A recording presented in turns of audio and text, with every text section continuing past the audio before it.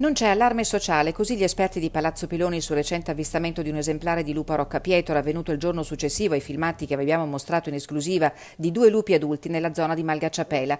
Tuttavia la circostanza di Roccapietro ha creato non poca preoccupazione, tanto che la prefettura si è immediatamente messa in contatto con la provincia per una verifica puntuale della situazione.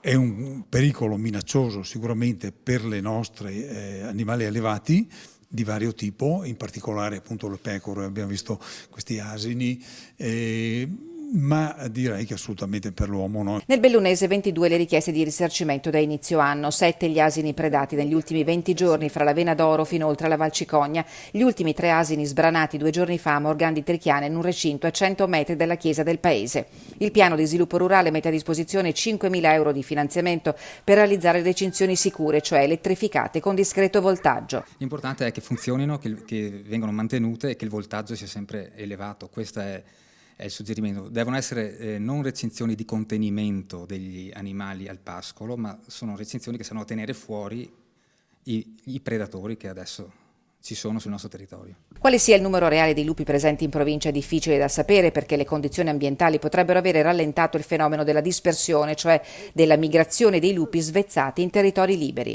Adesso è una situazione un po' dinamica perché ci sono tanti territori liberi, però la stiamo monitorando con fototrappole. Con l'arrivo dei mesi autunnali, invernali, ovviamente saremo facilitati in questo dalla neve e alla fine dell'inverno avremo un quadro preciso, insomma, della situazione. Allevatori e cittadini richiedono venga dato avvio a un piano di gestione del lupo. Qualora i sistemi di prevenzione risultino inefficaci, dice il consigliere provinciale Franco De Bon, questo sarà indifferibile. Attraverso la rimozione magari di qualche esemplare si risolvono effettivamente questi problemi, ma anche si dà una visione che la pubblica amministrazione si occupa appunto concretamente di questo.